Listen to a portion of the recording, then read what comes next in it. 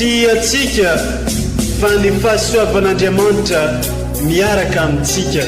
Isika fa ny fahasoavan'Andriamanitra miaraka amintsika no izy roantsika sandrivaky sy asantsika miaraka aminy.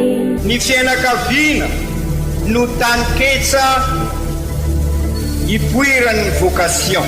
Déploie ton cœur et viens nous sauver.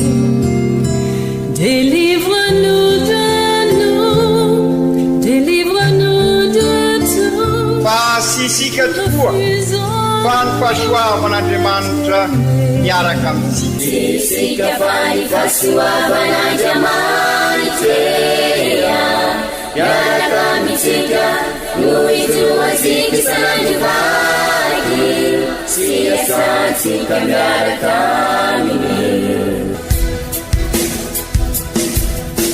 Fa olo raika tokoatran'isika ao aminy, fianakaviana iray ao aminy, tsy misy evitrevitra. Ny olo no mampizara indraindray, fa Andriamanitra i Jesoa lay mpiandrony tsara ran'olotra ny aina, olo raika. Ary ao amin'ny fiangonana, ao amin'ny eglizy dia sambatra atsika mahasapa an'izay.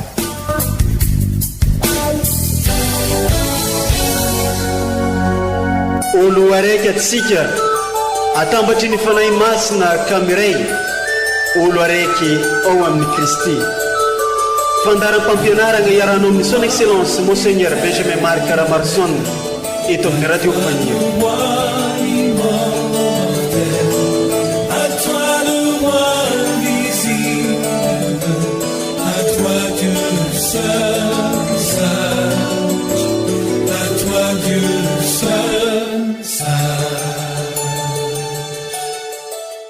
Iantrao aho ry Tompo fa miantso anao tontolo andro. Ianao ry Tompo no mazava fo sy malemy fagnahy, be hatsaram-po amin'izay rehetra miantso anao. Tsy tapaka ny miarahaba anao ny ekipan'ny radio Fagnery ary mitondra teny firariantsoa ao anao amin'izao alahady 12 tsotra mandavantaogno agnatin'ny taona A zao, zay ndegnarahantsika ny toriteny sy fampianarana ary hafatra avy amin'ny ray aman-drenitsika de tsy azovy fa ny archevêque son excellence Monseigneur Benjamin Marc Ramarson. Ke ny loha hevitra zay naroson'ny fiangonana ao antsika amin'izao alahady 12 tsotra mandavantaogno zao de ny hoe ny fahasambarana no tambin'ny fijaliana. Mba andinihantsika misimisy kokoa ary io loha hevitra io de ndevakigny amintsika ireto vakiteny telo zay naroson'ny fiangonana ao antsika ireto. Ary afaran'ny famakiana ireo ten'Andriamanitra ireo no anolorana amintsika ny toriteny sy fampianarana nataon'ny ray aman-dreny archevêque amin'ity andro iniany itika. Ny vakiteny masigny voalohany amin'izagny no andeha tandringesantsika voalohany.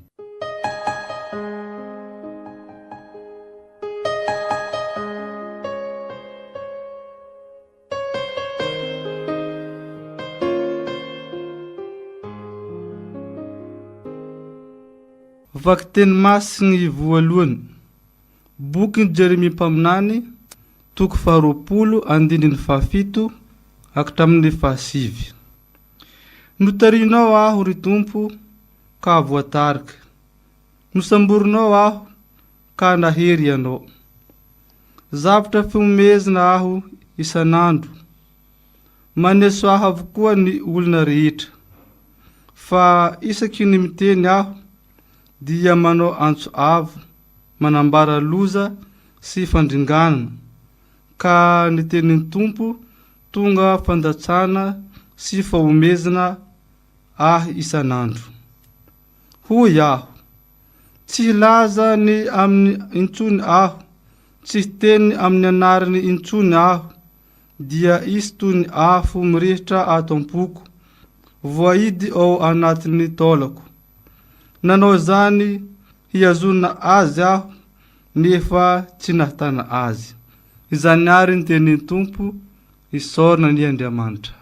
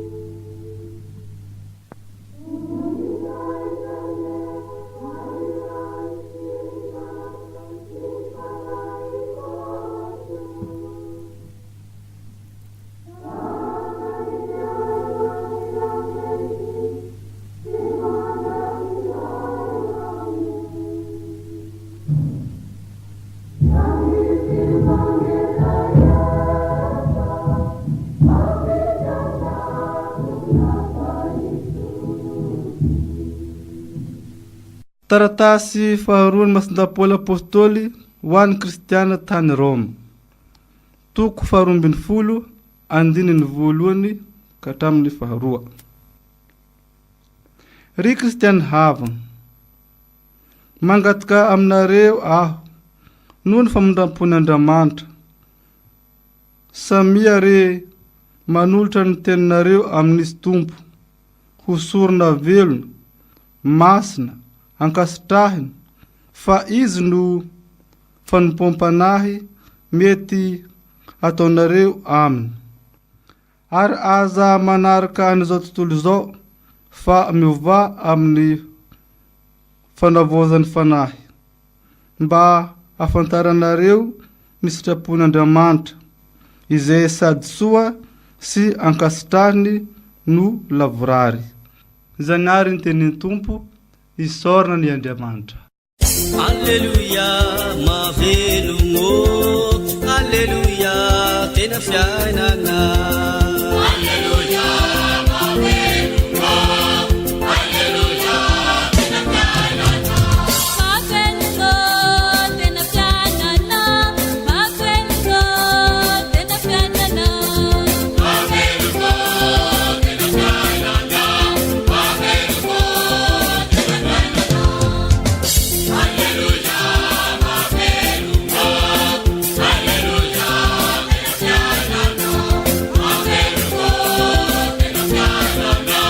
Mavelomo, tena fiainana. Evanjely masigny nisoratan'ny Masinda Matio, toko fa 12, andininy araka amin'ny 20, faranana amin'ny 7.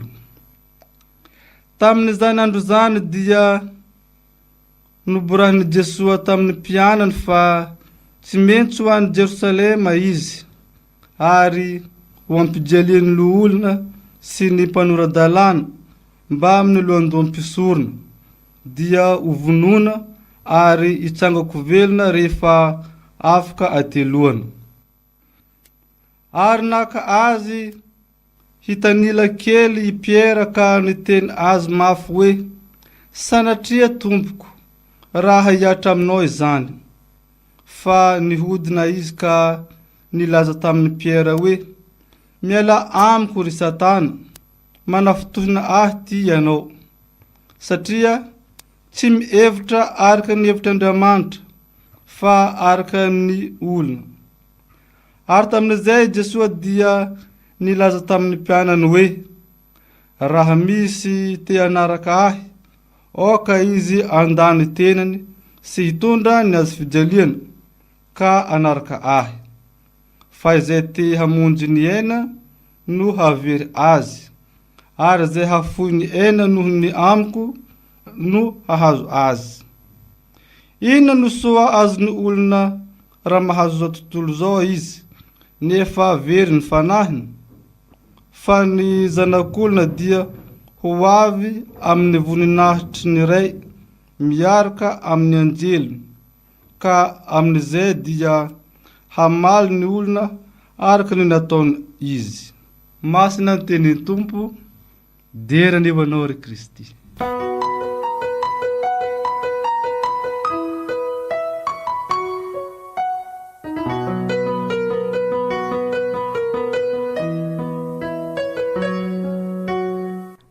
re kristianina havana raha tamin'ny alahady lasa teo alahady faraika amby 20 mandavataona amin'izao taona andalinasika ny finoana izao ka hatonga sika ho Kristy mpiarabelona eo anivon'izao tontolo zao eo anivon'ny mpiarabelona amin'izao alahady 20 mandavataona izao dia oka ho sapasika fa sy mandeha ho azy izay fizoroana manambara ny finoana izay maha Kristy mpiarabelona amintsika izay satria i Kristy mpiarabelona raha nitondra ny famonjena araky ny lazaisika sy araky ny hevitry ny zao tontolo zao hoentiny Kristy ny famonjena eo anivosika mba hahatonga sika koa andray an'izay famonjena zay ka atonga ny hafa ahay andray ny famonjena ka nidina farany ambany izy araky ny voalazany masinday Paoly amin'ny taratasiny ho an'ny Filipianina manana ny toetra mandriamanitra azy izy fa nataony tsinotsinona izany nihetry ho farany ambany izy ka ny fahefana ho isika eo amin'ny eglizy dia sy fahefana mamoritra fa fahefana hoentina manompo ka mety miseho ary azo lazaina aza fa matetika satria sy araky n'izao tontolo zao ny asambarana sy ny fiadanana ampianarin'ny Kristy ary sy hoe kobakambava no nataon'ny Kristy fa ny fiainany misy araky ny voalaza sika teo no maneho an'izay lalana makany amin'ny asambarana izany ka izay indrindra ry kristianina havana aza gaga ary sika fa mety misy sedra mety misy fizaliana sy izay anefa ny tanjona sy izay notadiavina fa izay ny lalam-pamonjena mitondra amin'ny asambarana ka ho indrindra azo amin'tinana azy ny lohevitra amin'izao alahady 20 mandavataona izao fahasambarana no tambin'ny fizaliana ary dia sapasika izany ao amin'ny vakiteny voalohany hoy izay Jeremia nasapan'izany fitoriana ny vaovao mafaliny ny fanambarana ny sitrak'Andriamanitra mampaminany satria zay moa araky ny fanazavana nataosika ny mpaminany dia manambara ny sitrak'Andriamanitra ka ho indrindra Jeremia ao amin'ny vakiteny voalohany notarinao ao fitarainana lalina zany no ataony Jeremia eto ka mety fitaraina sika mianakavy ihany koa raha mizoro vavolombelona isika manambara ny sitrak'Andriamanitra raha Kristy mpiarabelona amin'olona tokoa isika dia aza gaga fa mety misy anio zavatra niainany Jeremia io ka raha i Jeremia ihany koa isika ka mitaraina tamin'ny tompo i Jeremia ho indrindra izy notarinao aho ry tompo ka voatarika namboarinao aho ka nahery anao zavatra fiomehezana aho isan'andro maneso avokoa ny olona rehetra fa isaky ny miteny aho dia manao ansoavo manambara loza fandringanana ka ny tenin'ny tompo tonga fandatsana sy fiomezana isan'andro hoy aho sy laza amin'ny sony aho sy teny amin'ny anaran'ny sony aho dia nisy toy ny afony rehetra ato am-poko voahidy ao anatin'ny tolo nanao izay hitazonana azy aho nefa sy natana azy izay misy fotoana tena mangidy dia mangidy ny izy roa nan'izay hoe kristianina katolika sy menatra ny finoana zay tahaka an'io Jeremia io kanefa fantatra sika araky voalaza teo fa raha ao amintsika tokoa lay afim-pinoana lay afim-pitiavana tahaka an' Jesoa mahafoy isika ka mirehitrehitra mandrakariva zay araky ny voalaza sika teo hoe Jeremia manohy azy isaky ny teny aho dia manao asoavo manambara loza fandringana ka ny tompo tonga fandasana azy sy fomezana isan'andro kanefa sy natao akivy zay sy atao amenatra izay sy atao ampihemotra izay fa sy maintsy hitoizana hatrany ka izay indrindra ny azo lazaina amtinana ny dialogue ambarany Jesoa ao amin'ny evanjely anambarany Jesoa sy miambahamba amin'ireo mpianatra nanafitohina ny Piera aza kanefa nilazainy mazava fa sy hoe tany malemy anorenam-pangady averimberisika io ny finoana sy tany malemy anorenam-pangady ny finoana fa tany lonaka anivozana fahasoavana ka izay no lazainy Jesoa raha misy te hanaraka aoka izy andany tenany midikan'izay de sy maintsy mahafoy ny tena sarobidy ary mety ny tena sarobidy faratampony de ny aina satria mamy ny aina misy safidy sy maintsy atao mazava tsara ahafahasika miroso lalindalina koa i Piera moa dia naheno an'izany ny tenin'i Jesoa fa izy zany tsy maintsy manolo tena ary amin'ny alalan'ny azo fizaliana amin'ny alalan'ny fizaliana mitondra amin'ny fisanganako velona mitondra amin'ny asambarana de izay ihany koa ny tsy maintsy lalany izay ho Kristy mpiarabelona amin'ny olona tahitra i Piera ilay nanambarany finoana sanatria tompo raha hiatra aminao zany satria fantatra sika fa mbola sy maso-pinoana noho izay reny Piera n'izay rehetra zay ary indrindra moa ao ihany koa ny mahaolona mba nety ny rehareha ny poerapoera izy hoe iza zany ny tena izy ka sainy zoro izy nampangininy Jesoa zay ampo any amin'ny toerakafa zany araky ny fomba fizerin'izao tontolo zao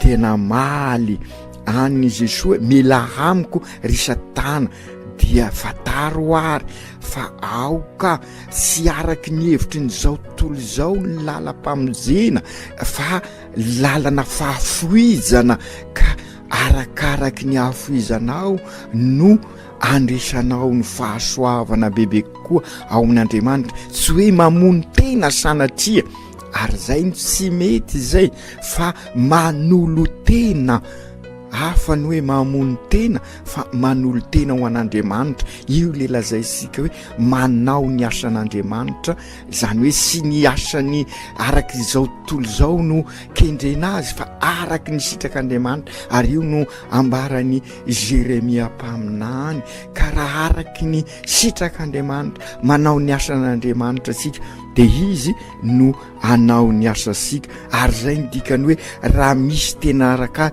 oka izy andany tenany sy tondra ny azo fizaliana ka anarakay zany hoe ny fiainan'i Jesoa no sy maintsy fiainatsika ny lalam-piainan'i Jesoa lalam-piainasika any koa ka tonga sika ho Kristy mpiarabelona eo amin'ny manodidina atsika satria araky voalazan'i Jesoa io inona ny soa azony olona raha mahazo an'izao tontolo zao izy nefa very ny fanahany zany hoe raha te hazo ny asambarana raha te hazo ny fiadanana isika dia sy maintsy mahafoy ary zay natao hoe eglizy manompo ary zay no mahatonga asika hoe aoka mba hiala amin'ny eglizy mandray fosiny isika mba ho tonga koa amin'ny eglizy mafoy sady eglizy mandray isika zany mandray ny fahasoavan'Andriamanitra ny finoana ny sakramenta de oka eglizy mafoy ny aintsika mafoy ny arenasika mafoy ny talentasika ary zay ny dikany hoe fanompona eglizy manompo ry Jesoa tompo ianao de nanaiky afoy ny mahazanak'Andriamanitra anao ary indrindra nanaiky ho faty am'izay nanay ka engane mba izahay koa ho vonina afoy anaradianao ka vonina hitondra ny azo fizaliana io ny lalam-pamonjena ho anay ka hitondranay amin'ny tena asambarana marina dikan'izay hoe mahafoy izay ianao tokoa no loha laharana eo amin'ny fiainanay ianao ny priorité amin'ny zavatra rehetrarehetra amin'ny alalanao sy miaraka aminao ary ao aminao no iainanay ny fiainanay manontolo aoka ianao no lohalaharana amin'ny ataonay rehetra ka raha manatanteraka ny sitrak'Andriamanitra izahay raha manao ny asan'Andriamanitra dia Andriamanitra tokoa no anao ny asanay ka na dia mety misy mangidy na dia mety misy fizaliana aza dia hitondranay amin'ny tena asambarana sy fiadanana izay aoka tanteraka izany amin'ny anaran'ny Ray sy ny Zanaka sy ny Fanahy Masina. Amen.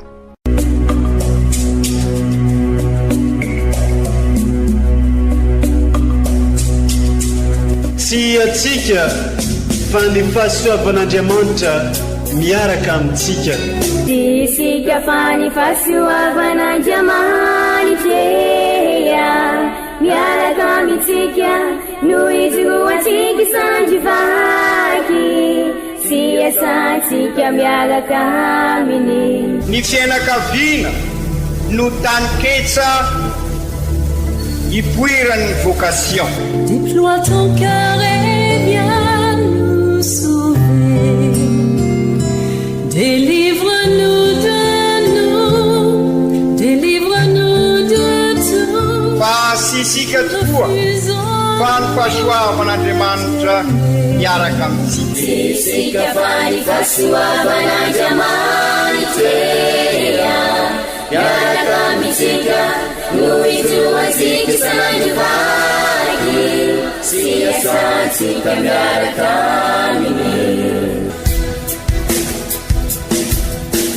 Fa olo raika tokoatran'isika ao aminy fianakaviana iray ao aminy sy misy hevitrevitra ny olo no mampizara indraindray fa Andriamanitra i Jesoa lay mpiandrony tsara raha n'olotra ny aina olo raika ary ao amin'ny fiangonana ao amin'ny eglizy dia sambatra antsika mahasapan'izay.